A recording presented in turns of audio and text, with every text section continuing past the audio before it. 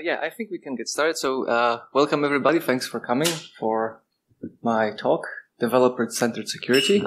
My name is Olgierd. I'm working for Cloud Division at Oracle, and I work in the security architecture team there. Yeah, so we'll be talking about developers and why they are sometimes unnecessarily blamed for security vulnerabilities.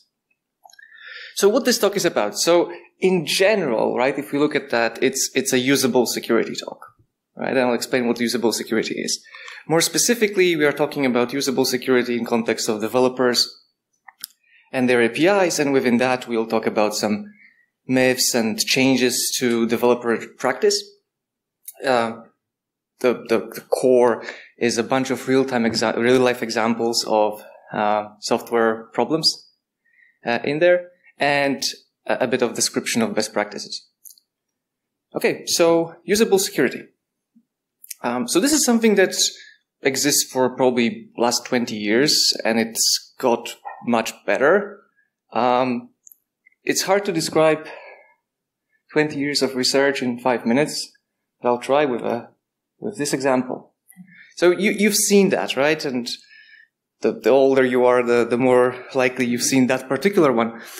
So what is this? This is the, SSL error certificate error that you've been seeing all the time. And what this one actually means, and this 81 words, right? So it's hard to parse. The server you're connecting to established SSL correctly, but the certificate that it's offering is just generated by somebody, some dude on the internet, right? So it matches the host, but it's not trusted, right? So in terms of SSL, it's a critical flow, right? You're not connecting probably to the server you're supposed to, right? Now, what user sees though?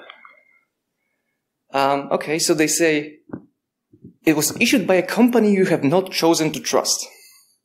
By a company, right? So some legitimacy in that, right? And they tell you, okay, view the certificate. Fine, right? Again, I'm a user, right? I was in the middle of something. I'm just logging into my, tax office, right? To pay my tax. That's not very useful, okay? So what else I can have with that? Okay. They ask me whether I want to proceed. So maybe I want to understand what the risk actually is, right? Again, I'm a user. I'm not a security expert.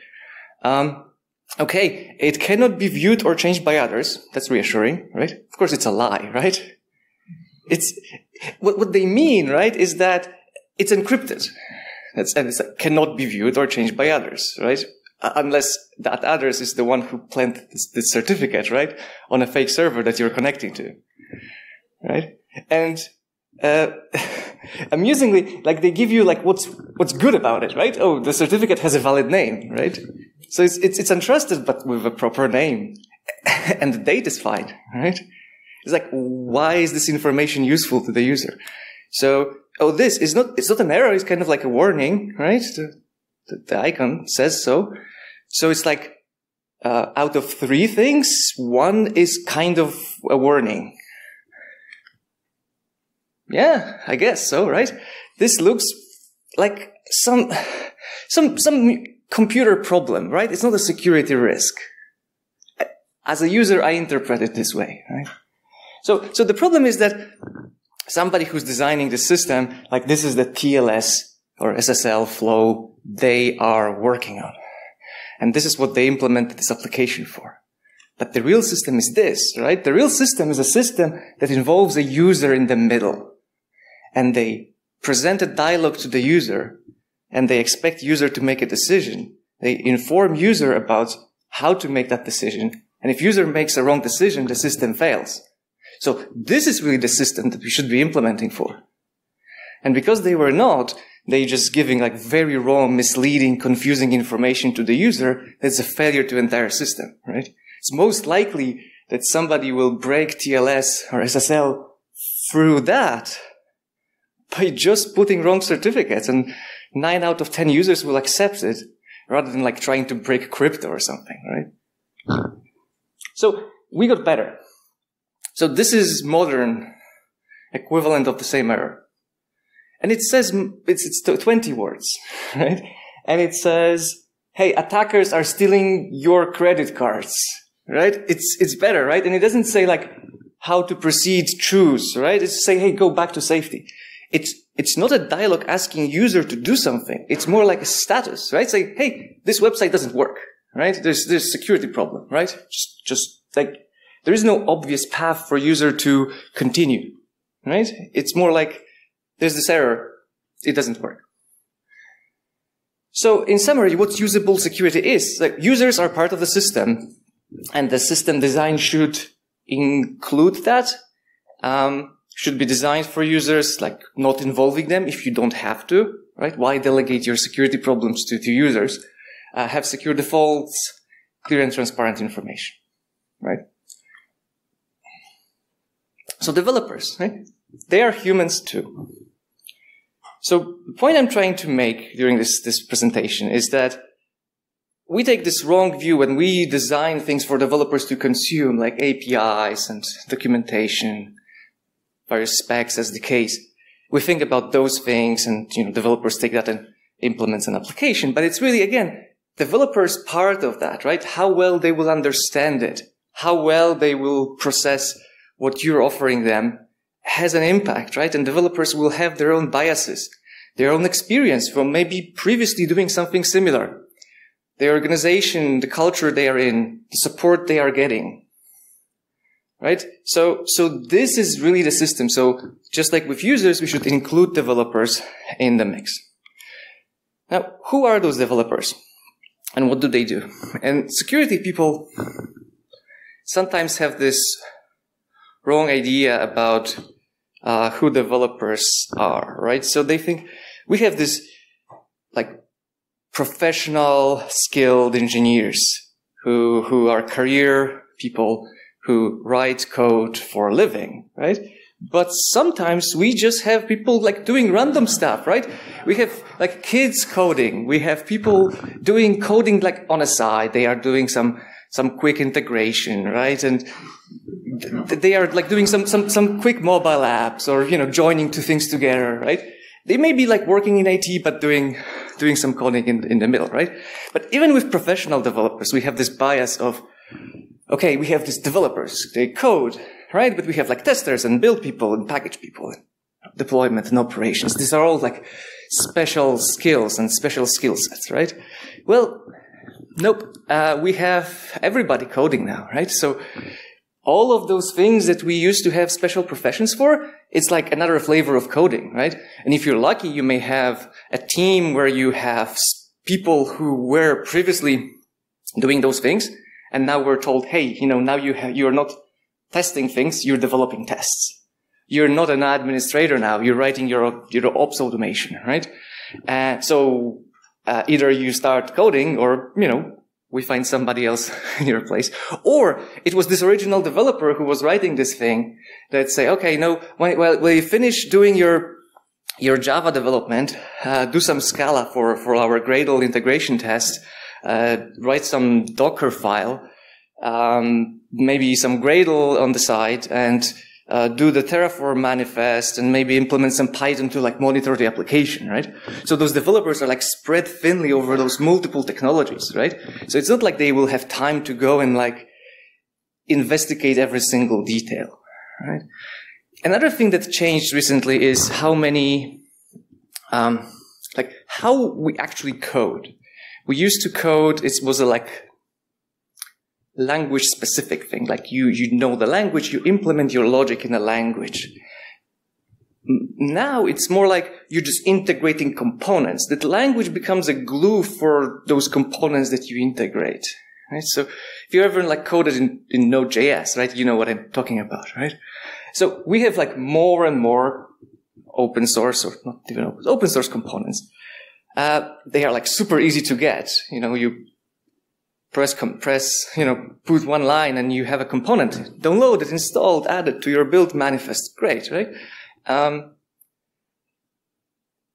It is expected that they will use them, right? Like nobody will go and like implement their own authentication or their own, like anything that is routine. It has an open source component. As developers, we are expected to use them. But it also means that the amount of documentation and potential settings and things we have to interact with, it's growing much more, right? Because there's like now 25 different libraries that we may incorrectly use, right? Or not understand how to use securely. It's like with those interfaces, right? So that interface for developer increases. And with third-party components, this is top 100 NPM components and how they interact with each other. So there's, what I'm trying to say is like, you may also not be using those components directly, right? Like, you're using a component that is using a component that is using a component and so forth, right? But still, maybe they will have some impact, and maybe you have some indirect ways of configuring them. So finally, okay, so it's important that we choose those components, very diligently, right? When we do that. That's also not always the case, right? Because we don't have time as developers sometimes, or not all developers have time to like spend a lot of effort to like, first of all, they want this stuff to work, right? Like choosing from multiple components based on like security quality on top of all the other things. Like, does it have the functionality I want, right? Okay, so that's how developers change. So now let's look at some case studies. So how we fail sometimes as an industry in doing good security interfaces for developers. So I was talking about webhooks. They are nice, right? So if you don't know, before webhooks, if you wanted to integrate with some service, you wanted to know that something changed, you had to like call them. And they respond, oh, nothing new, right? Oh, call them again. Nothing new. Call them again. Like, nobody would do anything with that. This is terrible. So we have webhooks, right? So like, oh, the service tells you that there is something new. And those things happen like when they happen, right? So you don't have to like hammer the service with your request. Service will call you. Okay, perfect, right? So typically the way you do that is that like you go to some service, you either do it with via API, or you have some panel, you provide a callback URL, you tell the service what kind of events you want, and maybe some other options, and they record that, and when this event happened, they call you on your callback URL. Right? So an example, like in Dublin, we have this Dublin Airport webhook, WhatsApp bot. So you can sign up for those updates, and they will tell you, right, when the plane is landing and so forth. Right? I use that because I live nearby the airport, so I get into the car when I get a notification that it landed, and it's not always on schedule, so that's very convenient, right? So like when I send that message to that bot, this is what they get, right? So they get some, on their URL, they get this kind of message. Okay, please sign me up, and from whom it was sent, and some other stuff, right? That's how it looks. So why webhooks? Why I want to talk about webhooks? They are very interesting because, okay, this is like a service sends authentic requests to consumers, right? But of course, it could be an attacker sending their request to that consumer, right? And this is the core security problem with webhooks, like how we tell one and the other apart from each other. But it's interesting because it's the service that defines those controls, right? I cannot authenticate them because I'm not generating them, and I cannot tell WhatsApp how they should authenticate those calls coming to me, right? They already define that. I can take it or leave it, right? So I have to implement the controls that they have defined, which is interesting. So, and there is no direct impact to the service when it goes wrong, because it's like my application that gets compromised, not theirs. So I took a look at like 10 different services. And it was biased and unfair. I didn't look for like the ones I knew had good webhook implementation, like GitHub, for example, right?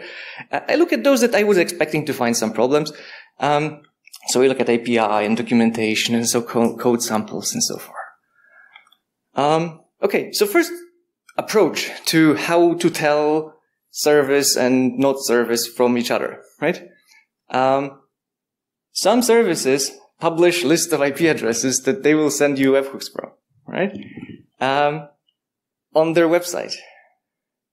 And like, as a developer, what am I supposed to do with that, right?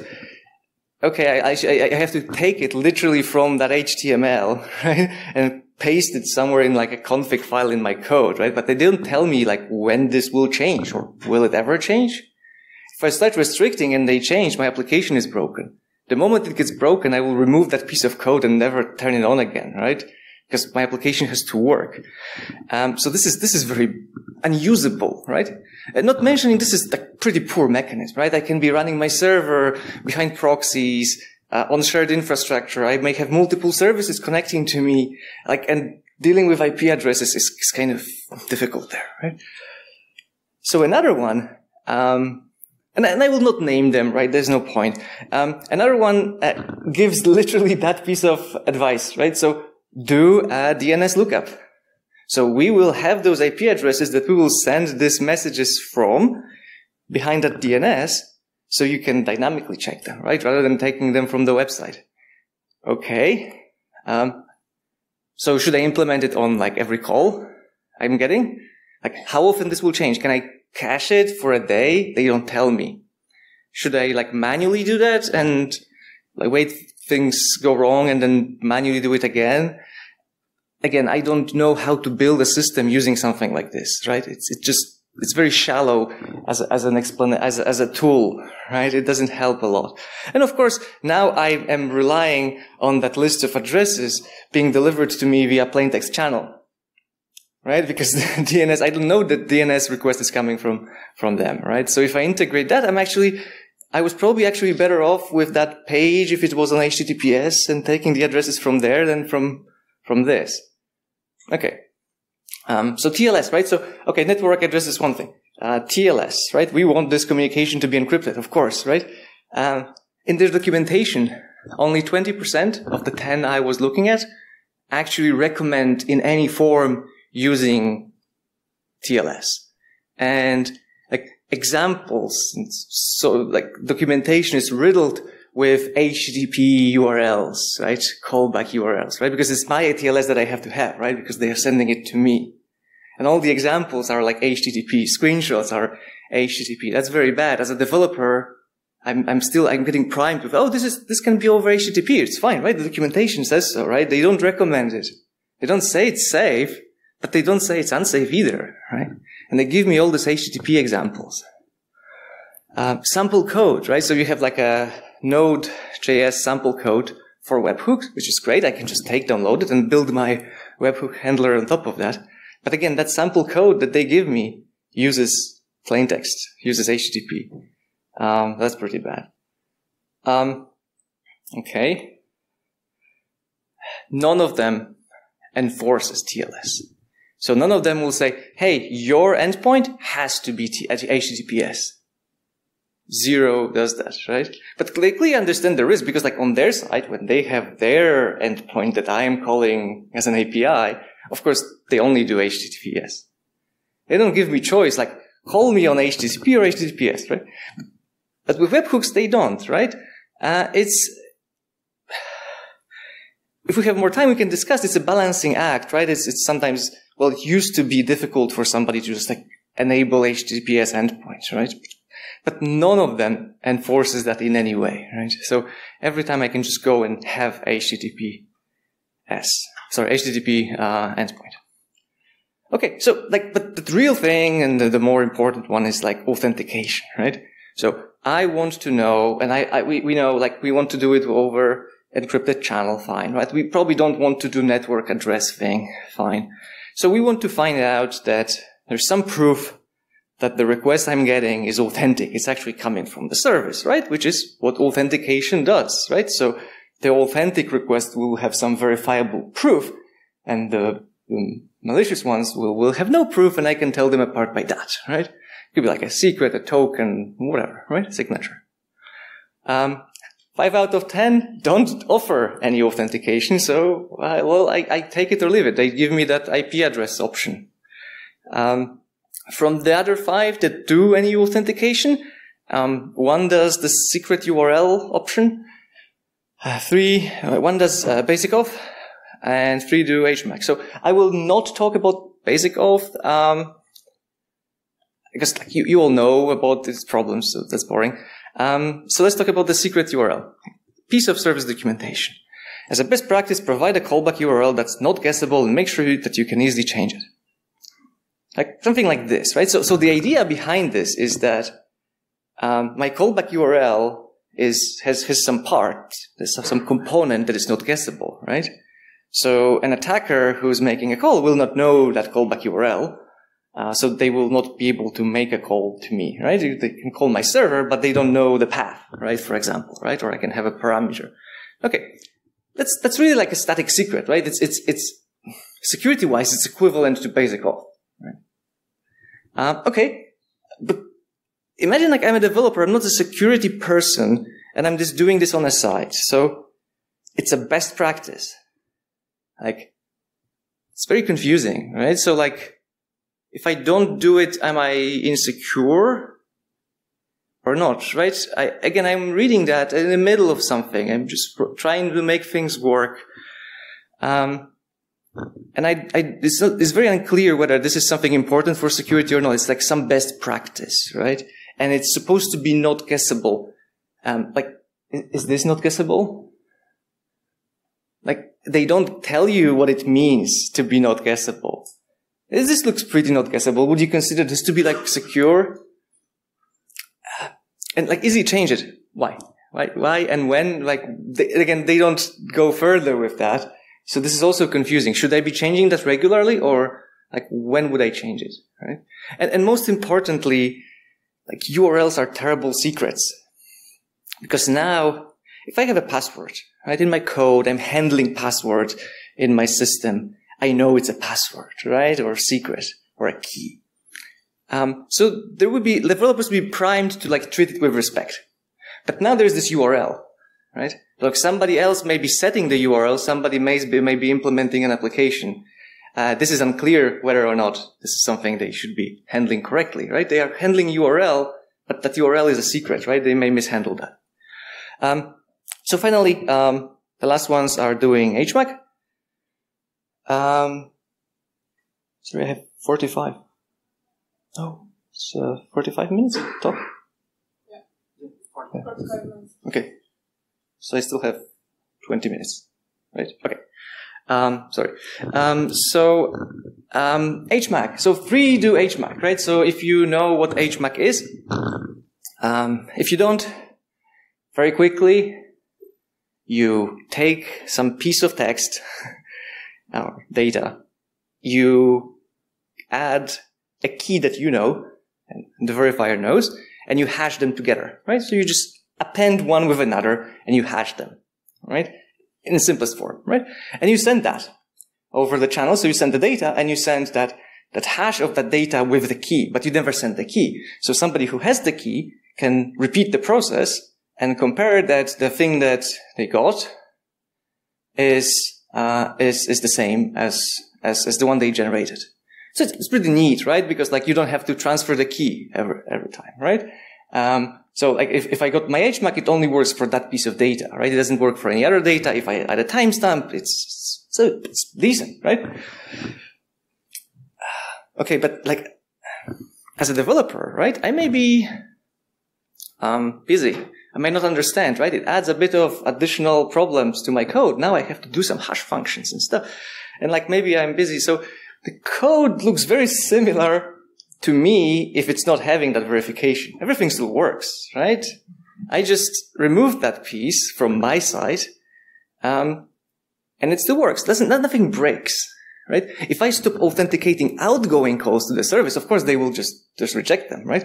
But if I stop verifying signatures on my side, everything works, right? And as a developer, I may not know that this is important, right? Or like that this is something I should be doing. So it's important that the provider service communicates that clearly to those developers. Sometimes they don't, right? So this is again snippets from real life pieces of documentation. So for added security, the webhooks are sent, verified, right? For added security, this is when they explain HMAC stuff.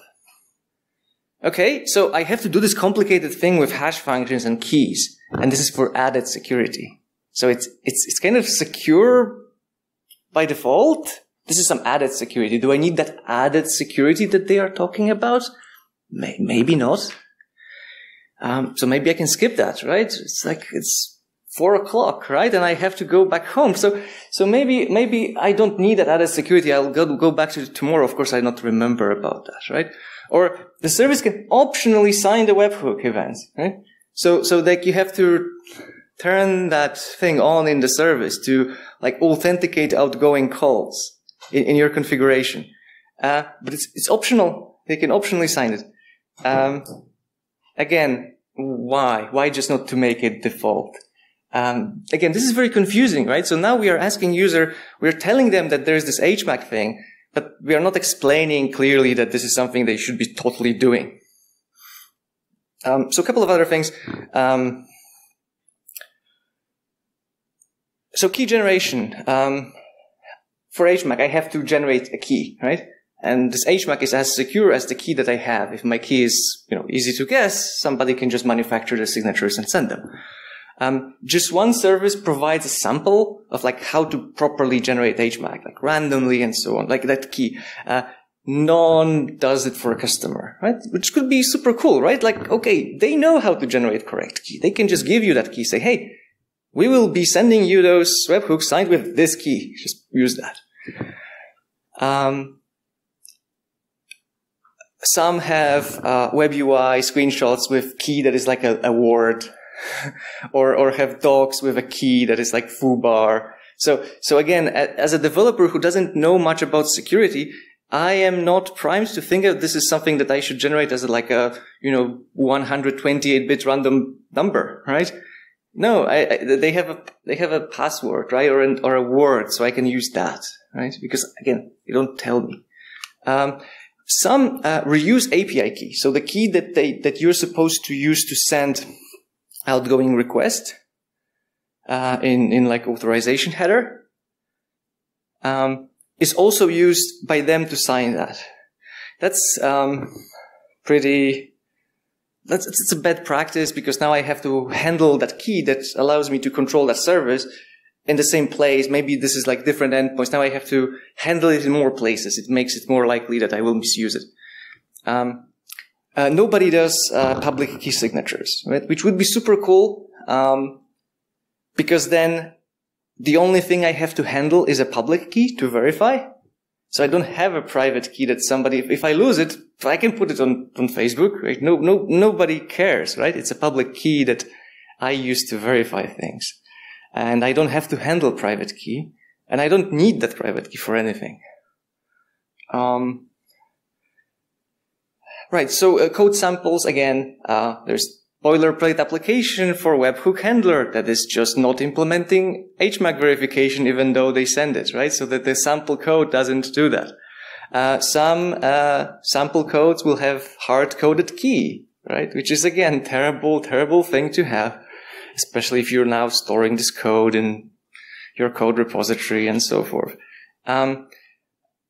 Terrible example. So one provider gives you a testing tool, so like you can test whether your webhook works, but in order for you to use that tool, you have to turn off the authentication, because testing tool doesn't authenticate outgoing requests.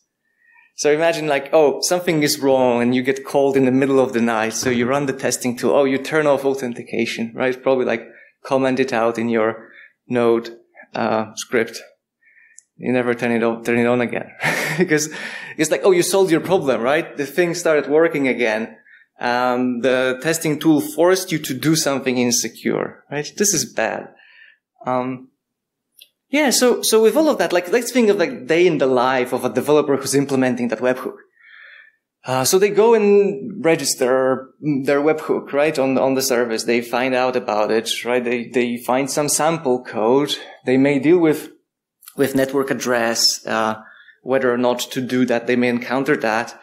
So this may or may not be some security problem. So they do some coding and they encounter this TLS, which they don't know that they have to do, and maybe they do, but they see all the examples with HTTP, so they don't bother. Maybe they do. They do more coding. And then it's like, okay, do I do authentication? provided that they use a service that is actually authenticating those calls, and then that they understand that they need to do it, and then that they will do it correctly. Okay. Again, with documentation, this may be confusing. So some are coding.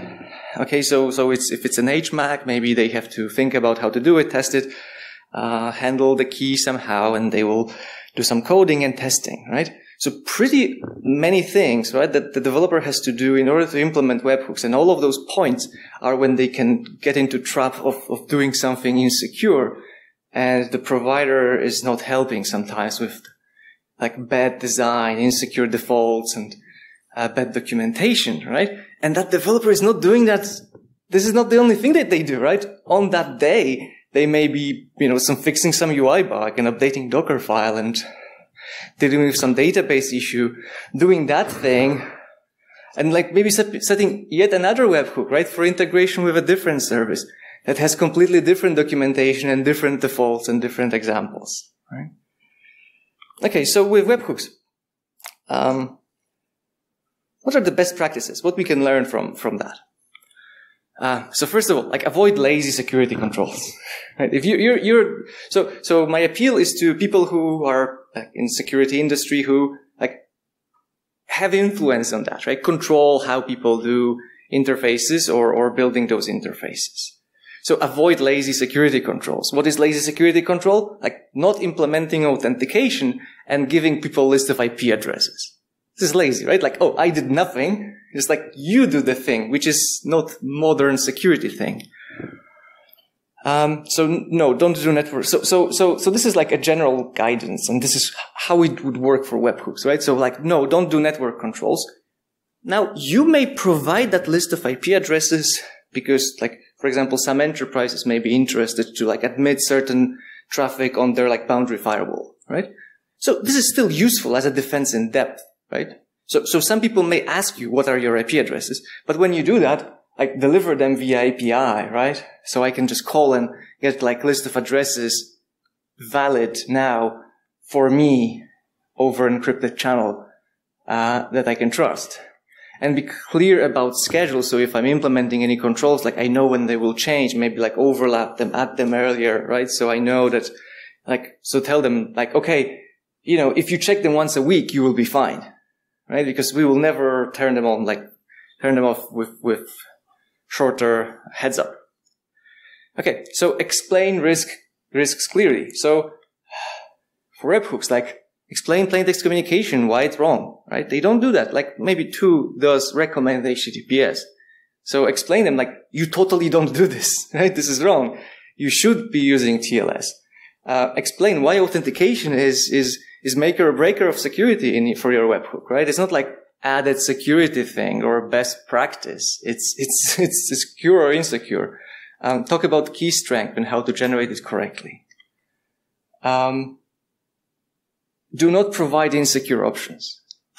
So this is, for example, with TLS. Like, don't offer HTTP endpoints, right? Like, people shouldn't be using them, right? Don't do that. Just don't. Outgoing request authentication by default. Again, don't make authenticating of your outgoing requests an option, right? Like who would want not to authenticate them? This is like everybody should be doing that. This is what the system is about. Like for example, with the authenticated APIs in the car chargers, authentication setup required. So I cannot make it an option. Like when I'm creating a webhook, I should be generating the key, right? So like I know, oh, this is part of my workflow, right? It's not like something else I do in addition to my registration. This is part of that registration. It drives me to think about authentication.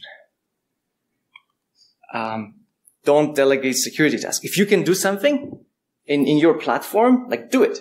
Don't tell users, and now go and generate the key, right? You generate the key. Why not, right? Give them the key. Automatically. You can also do automatic authentication tests. Just, again, nobody does, at least not nobody I know about. So when somebody is like enabling the webhook, right? You can check if they are doing authentication, like send them wrong request with missing header or with wrong signature and tell them, hey, you don't have authentication. We will not enable it. Right? Why not? Right? This is super easy to do. Or at least like you can decide whether you want to just alert them or maybe do it periodically or make it something that you totally have to do before it starts working. Right? If you don't send them any message before they have authentication implemented, like everybody will do it, right? And if you check it periodically and maybe alert them, that's pretty much, like solves all of those problems, right? And again, it's very easy to do. Like, fairly easy, right? Because you're already sending those authenticated requests in your code, right? You have that code. Code samples, right? So code samples should be production quality because it will be somebody else's production code. If you're offering them to developers, like you assume that they will just go take that code and build applications from that. So don't implement like poor code with no authentication, HTTP by default and hard-coded secrets, because like they will not know that this is wrong, right? They will like, oh, I got it from this provider. I'm trusting that they did the whole thing securely. So again, you're showing them bad examples, or they will, so they will think this is fine, or just building poor thing for them to work on top of. Okay.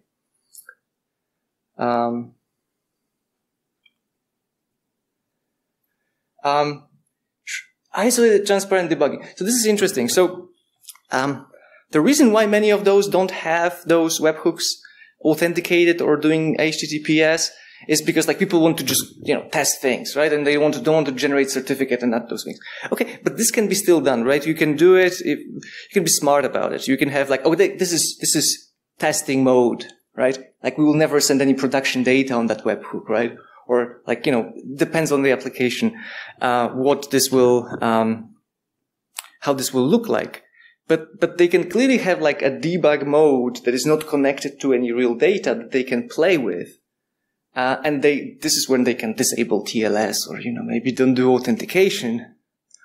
And the moment they turn the production mode, all of those things are required and verified, right? So you can have both, right? You don't have to like not authenticate like real calls or not enforce HTTPS for everything. So you can have like separate instances or maybe separate groups. Again, this depends on what your application is doing and how you construct those things. Okay. So in summary, right? This is all about the view of the system, right? You can think about the system in a minimalistic way. Like, this is just my system and my code, right? But maybe it's my code and my users, and maybe it's my code and my developers. And interfaces I give them. And those interfaces are documentation and UI and samples. This is all part of the security story of the whole system. So developers are part of so human are parts of the systems, and systems should be designed with them in mind. And developers are also humans and also part of the system. They are these new users, and the boundary between developer and user is quite blurred. APIs, docs, and samples are all developer interfaces, and you should implement them securely. And because poor interfaces tricks developers into security bugs, and it's not necessarily always their fault. And solutions are out there, and they are pretty easy. So yeah, go and do that. So thank you for your time.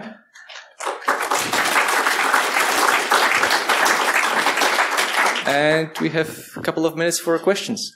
Thanks.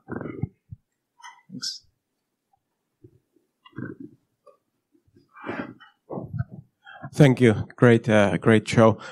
Who do you think should be responsible for fixing all of these developer issues, APIs? I've encountered so many dangerous instructions in documentation. I've been trying to send emails to the security email addresses of companies, but like these things do not tend to be seen as security problems. Neither are they seen as like product bugs. Who should be responsible for fixing these usability issues?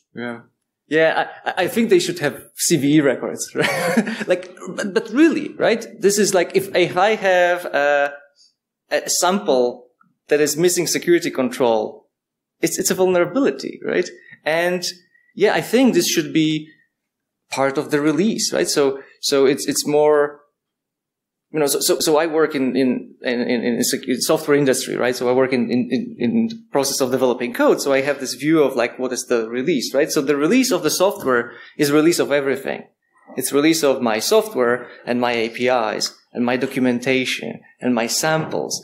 And then security should be responsible. Security organization should be responsible for ensuring that this is all there, right? It's more about changes of mindset that, hey, all those other things are still my responsibility, right? And security is important, right? And I know it's challenging, right? It's hard to explain, like, how it endangers the system. Because it doesn't, in a small view of the system. Just to add to that, more and more security. Just to add to that, more and more security teams now have an application security function whose job it is to be responsible for this. Right. To enforce these kind of things, kind of go, no, you can't go around creating API. If you are building APIs as a provider, you are not allowed to do these things anymore. Right. Yeah. So yeah, there's plenty of good examples in the industry, right? So like big players and people who really depend on that ecosystem do it correctly, right? They do. Sometimes in the past, this all APIs was afterthought, right? It's like, oh, we have to add those APIs, so they did it poorly, right? But yeah, I think this should be just like in the past, bad user interfaces, insecure user interfaces were not considered a security problem, right? Now they are, right? So I hope this will change. Any more questions? Okay, so just one more minute. Like a quick example of if you want to convince somebody that this is an important thing to do, right? Think about you're designing. I'm designing an intersection, right, on the road, and I designed it poorly, and there is lots of crashes, right? Like if you look at any individual crash, you can say, oh, this is driver's fault, right? It's always driver's fault, right? But if my intersection has like twice as many crashes as all the other intersections, even though it's individual case driver's fault, it's a bad design of an intersection, and just that bad design contributed to those crashes. Same with like bad APIs and bad documentation. Thank you.